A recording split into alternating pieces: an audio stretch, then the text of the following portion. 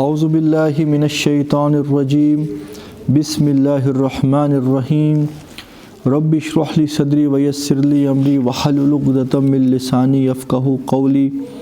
ربی یسر ولا تؤثر وتمم بالخیر۔ الحمدللہ وکفا والصلاة والسلام علی عبادہ الذین اصطفیٰ خصوصاً علی خاتم النبیین محمد الامین وعلی آلہ وصحبہ اجمعین، اما بعد فاعوذ باللہ من الشیطان الرجیم بسم اللہ الرحمن الرحیم۔ وما اموالکم ولا اولادکم باللتی تقربکم عندنا زلفی الا من آمن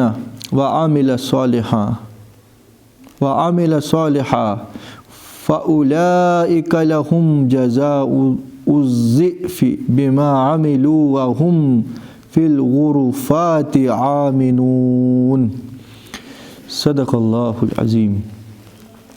سورۃ السبا کی آیت نمبر 33 سے آج ہم اللہ کا نام لے کے سمجھنے کی کوشش کرتے ہیں، اور ہم نے ابھی پیچھے یہ پڑھا اسی آیت کے پہلے، یہ جو ظالم لوگ تھے اور مشرکان مکہ جو پرائمریلی نبی کریم صلی اللہ علیہ وسلم کے مخاطب تھے، مخاطب اول تو مشرکان مکہ ہی تھے، اس کے بعد پھر قیامت تک آنے والے متکبر اور ظالم لوگ، ان لوگوں کے دماغ کے اندر یہی بات رہتی ہے ہمیشہ سے کہ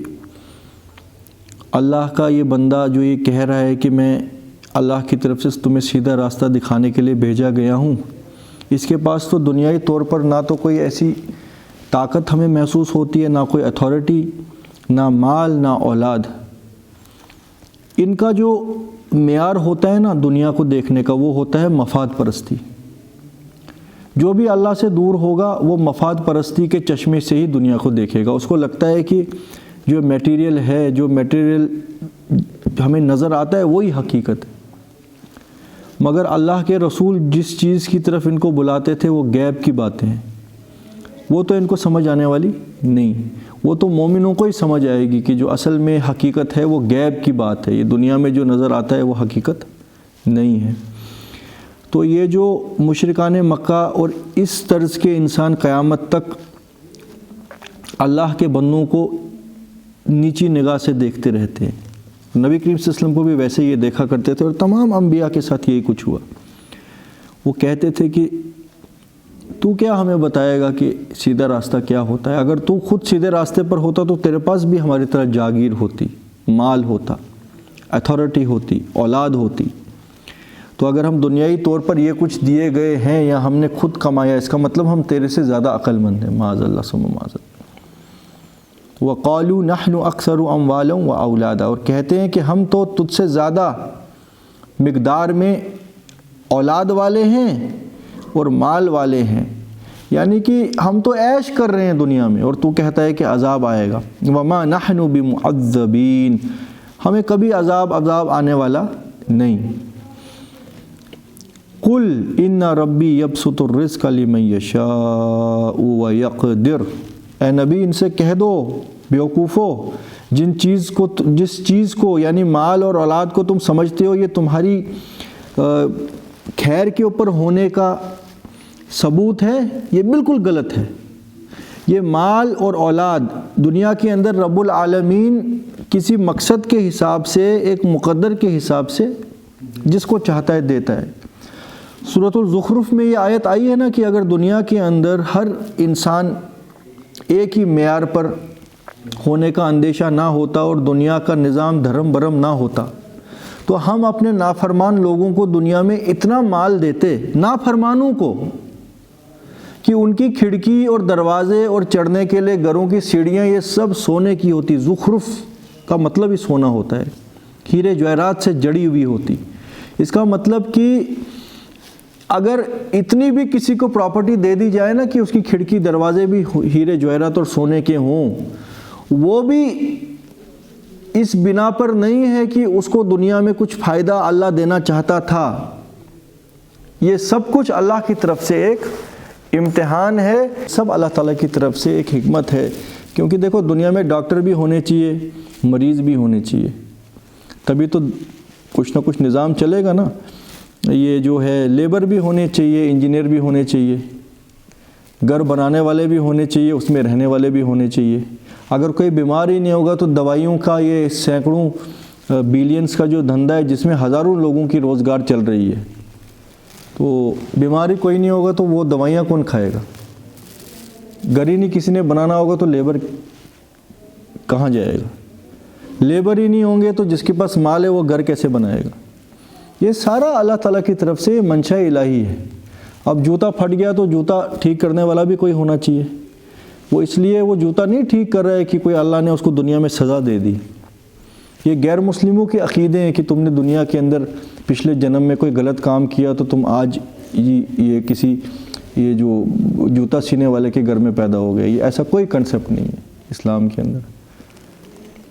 لکڑی بنائی تو کارپینٹر بھی بنائے، ہے نا؟ تو کارپینٹر جو ہے لکڑی کو استعمال کر کے کوئی چیز بناتے ہیں تو وہ کوئی خریدتا ہے، تو یہ ایک نظام ہے دنیا کا، یہ ایک دنیا میں بیلنس بنا رہے۔ اگر سارے لوگ ایک ہی معیار کے ہو جائیں تو ایک دوسرے سے کوئی کام ہی نہ رہے، بیلنس ہی ختم ہو جائے گا دنیا کا۔ اس چیز کو ہم نہیں سمجھ سکتے کہ کتنا کمپلیکیٹڈ میکینزم ہے دنیا کے اندر ایک بیلنس رکھنا، کہ ہر انسان اپنی اپنی ذمہ داری میں لگا ہو اور وہ اپنی جو ذمہ داریاں انجام دیتا رہا۔ تو تھوڑی سی جھلک اللہ تعالیٰ نے سورۃ الزخرف میں یہ بتائی کہ ہم اپنے نافرمانوں کو اتنا دیتے، اور ہمیں وہ حدیث بھی پتہ ہے کہ اگر دنیا کی حیثیت ایک مچھر کے پنکھ کے برابر بھی ہوتی تو اللہ اپنے نافرمانوں کو ایک قطرہ پانی تک نصیب نہ کرتا اس دنیا میں۔ تو یہاں سے پتہ لگتا ہے ان چیزوں کی کوئی حیثیت نہیں ہے۔ اور اس سے بڑھ کر کیا مثال ہوگی کہ جو اللہ کے رسول ہیں، انبیاء اور اللہ کے جلیل و قدر رسول، اکثر اور بیشتر جو دنیا میں زندگی گزار کے گئے ہیں، بالکل ان کی زندگی سبسسٹنس لیول پہ ہی گزری ہے۔ ایک دو ایگزامپلز اللہ تعالیٰ نے رکھ دی، داؤد علیہ السلام اور سلیمان علیہ السلام کی اور یوسف علیہ السلام کی، کہ جس میں بھی ایک جو ایک بیلنس کے لیے کہ ہو سکتا ہے کہ کوئی حکمران بھی ہو کہ جو سیدھے راستے پر آ جائے، مگر اکثر اور بیشتر 1,29,000 انبیاء اور رسول جن کا ذکر ہم نے کسی نہ کسی انداز میں سنا ہے، ان میں سے 25 کا ذکر قرآن میں آتا ہے۔ ان میں سے کوئی سوائے داؤد علیہ السلام اور سلیمان، داؤد علیہ السلام نے بھی بیسک زندگی سبسسٹنس لیول پہ ہی گزاری تھی، وہ تو پھر آخری وقت پہ جب انہوں نے جالوت کو قتل کیا تھا اس کے بعد اللہ تعالیٰ نے ان کو حکومت عطا کی۔ سلیمان علیہ السلام ایک اکیلے ہیں کہ جو پیدا ایک بادشاہ کے گھر میں ہوئے، اور یوسف علیہ السلام کی زندگی کا تو ہمیں پتہ ہی ہے کس کس مصیبتوں سے وہ گزرے، اس کے بعد اللہ تعالیٰ نے ان کو دنیا کے اندر کوئی ایک ایسا سٹیٹس دے دیا تھا، اور یہ بھی امتحاناً تھا۔ تو باقی جو خاتم النبیین، سب سے بہتر نبی کریم صلی اللہ علیہ وسلم، ان کی جو زندگی تھی، انہوں نے کون سے بزنس کیے تھے؟ نبوت کا فریضہ جب ان کے اوپر اللہ تعالیٰ نے لاد دیا، اس کے بعد نبی کریم صلی اللہ علیہ وسلم نے کون سے محل پھر بنائے؟ کچھ بھی نہیں نا، سبسسٹنس لیول پہ زندگی گزاری۔ تو اگر یہ مال اس چیز کا اشارہ ہوتا کہ اللہ اس سے راضی ہے تو سب سے زیادہ پھر کس کو دیا جانا چاہیے تھا؟ یہ اللہ کے انبیاء اور اللہ کے رسول اور اللہ کے جو یہ محبوب بندے ہوتے ہیں۔ مگر دنیا میں یہ کن کے پاس زیادہ ہوتا ہے؟ فرعونوں کے پاس اور نمرودوں کے پاس،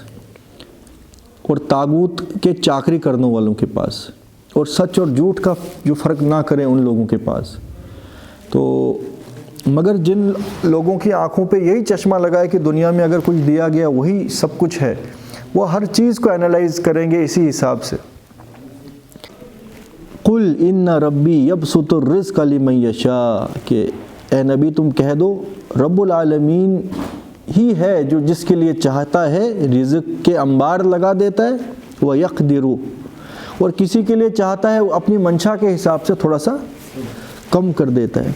وَلَكِنَّ أَكْثَرَ النَّاسِ لَا يَعْلَمُونَ، مگر اکثر لوگ علم نہیں رکھتے، اکثر لوگ بیوقوف ہیں۔ وہ دنیا کے مال اگر ان کو دے دیے جائیں وہ سمجھتے ہیں کہ ہم جی کامیاب ہیں اور اللہ شاید ہم سے راضی ہے، ایسا کچھ نہیں ہے۔ وَمَا أَمْوَالُكُمْ وَلَا أَوْلَادُكُمْ بِالَّتِي تُقَرِّبُوا قم عندنا زلفا الا من آمن وعمل صالحا فاولئک لهم جزاء الضعف بما عملوا وهم فی الغرفات آمنون۔ اللہ تعالیٰ فرماتے ہیں اور نہیں تمہارے مال اور اولاد ایسے کہ تمہیں درجے میں ہمارے نزدیک کر دیں، یعنی کہ تم کس کنفیوژن میں مبتلا ہو انسانوں، تم اللہ کے رسول کو یہ کہتے ہو کہ تو ہم سے کمتر ہے کیونکہ مال اور اولاد ہمارے پاس تم سے زیادہ ہے۔ اصل بات تو یہ ہے کہ نہ تو تمہارے مال اور نہ تمہاری اولاد ان کی کثیر مقدار تمہیں میرے قریب کرتی ہے، بالکل نہیں۔ ان کا اللہ کے ساتھ تعلق سے کوئی واسطہ نہیں ہے، چاہے تمہاری اولاد ہو ہی نہ، مگر ہو سکتا ہے کہ 90 سال تک تم اللہ کے سب سے مقرب بندوں میں سے ہو۔ جیسے ابراہیم علیہ السلام سے بہتر کون تھا، اولاد نہیں دی اللہ نے۔ اب کوئی ایسے تانا دینے لگے کہ اگر تجھے خدا سبن وارا ٹوٹ سکے چھین اولاد، کوئی کرائٹیریا یہ نہیں ہے۔ لا يعلمون وما اموالكم ولا اولادكم بالتي تقربكم عندنا زلفى الا من آمن وعمل صالحا۔ ہاں ایک ہی ایسی چیز ہے کہ جو تمہیں رب العالمین کے قریب کرتی ہے، وہ تمہارے ایمان اور وہ عمل جو تم اپنے رب کی رضا کے لیے کرو۔ یعنی تمہارے مال اور اولاد اگر دنیا میں تمہیں دیے گئے ہوں یا نہیں دیے گئے ہوں، ان سے تمہارا جو اللہ کے ساتھ تعلق ہے وہ ثابت نہیں ہوتا، نہ تم اللہ کے قریب تم اپنے آپ کو سمجھو۔ ہاں اللہ سے قریب کرنے والی چیز یہ ہے کہ ایک انسان سچے دل سے اللہ پر ایمان لائے اور وہ عمل کرتا رہے ایسے کہ جو اس کے رب کو راضی کرنے والے ہوں،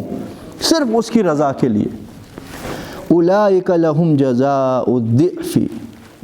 ایسوں کے لیے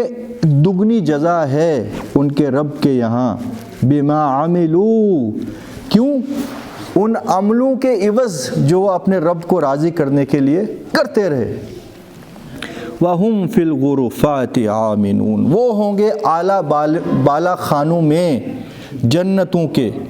آمنون، اطمینان کے ساتھ، سیٹسفائیڈ، کنٹنٹ ان کے دل کے اندر ہوگا۔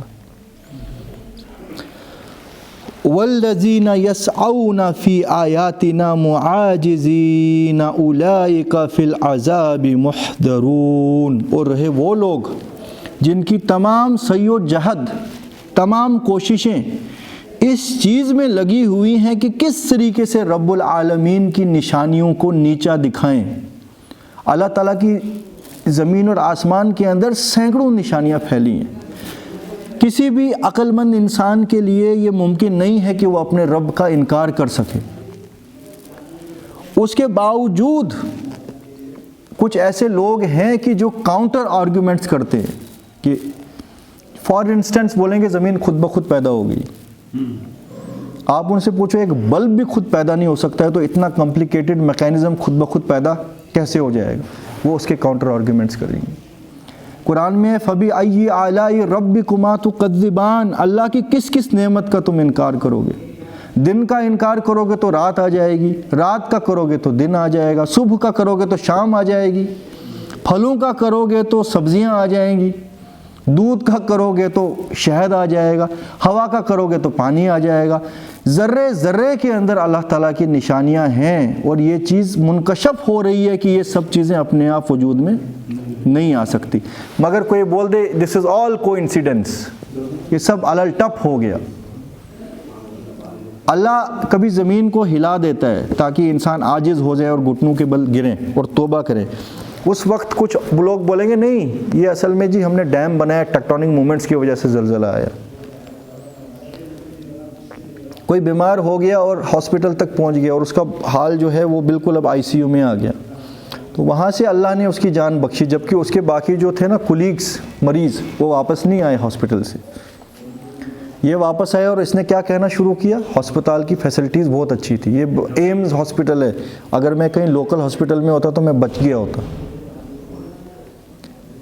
یہ میں آپ کو ایگزامپل دے رہا ہوں کہ اللہ کی نشانیوں کو نیچا کیسے دکھاتے ہیں یہ لوگ۔ والذین یسعون فی آیاتنا معاجزین، اور جو لوگ کوششیں کرتے ہیں کہ اللہ کی نشانیوں کو عاجز کر دیں، نیچا دکھائیں،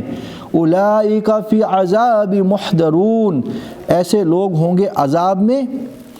اور ان کو گھسیٹ گھسیٹ کے حاضر کیا جائے گا، اس عذاب میں داخل کیا جائے گا۔ پھر یہاں پہ وہ بات 3 بار چند آیات کے اندر ریپیٹ ہو رہی ہے، قُلْ إِنَّ رَبِّي يَبْسُطُ الرِّزْقَ لِمَن يَشَاءُ مِنْ عِبَادِهِ وَيَقْدِرُ لَهُ، اے نبی ان سے کہہ دو وہ اللہ رب العالمین ہے جو جس کے لیے چاہتا ہے اپنے بندوں میں سے رزق کو کشادہ کر دیتا ہے اور جس کے لیے چاہتا ہے تھوڑا سا تنگ کر دیتا ہے۔ یہ حکمت کی بنیاد کے اوپر ہے، یہ کوئی علل ٹپ فیصلہ نہیں ہے، اور نہ یہ اس بنیاد پر ہے کہ تیرا رب اگر تجھ سے راضی ہے تجھے دنیا میں وہ مال دے دے، بالکل نہیں، یہ کچھ اور مسئلہ ہے۔ نہ یہ تمہاری اپنی کوششوں سے ہو سکتا ہے، ہزاروں پی ایچ ڈیاں کر کے جوتیاں پھٹکارتے پھرتے ہیں، اور ہزاروں ان پڑھ ہیں کہ جو 100 پی ایچ ڈیوں کو اپنے جوتیوں کے نیچے رکھتے ہیں دنیا کے اندر۔ تو اگر تمہاری ایجوکیشن یا تمہاری محنت سے دولت کے اندر اضافہ تم کر سکتے تھے، پھر ڈبل پی ایچ ڈی والے، ٹرپل پی ایچ ڈی والے کھجل نہیں ہونے چاہیے تھے، اور ان پڑھ اور جٹ اور گوار جو ہے ان کے اوپر ملٹی نیشنل ہیڈز بنے ہوئے نہیں ہو سکتے۔ مگر دنیا کا کرائٹیریا دیکھو نا کیا ہے، تو یہاں سے پتہ لگتا ہے یہ رزق کا ایبسولوٹ جو ہے اتھارٹی رب العالمین کے پاس ہے، جس کے لیے چاہے وہ رزق کو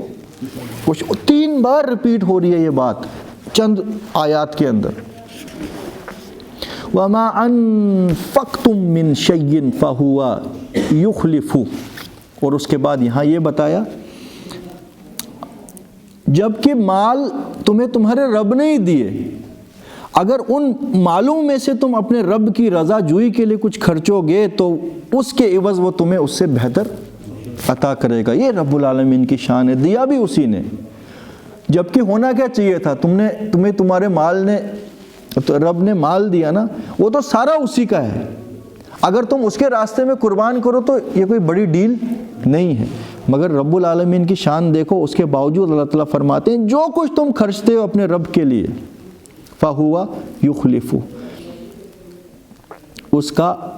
اس کے عوض تمہیں پورا بدلہ وہ اس سے بہتر دے گا۔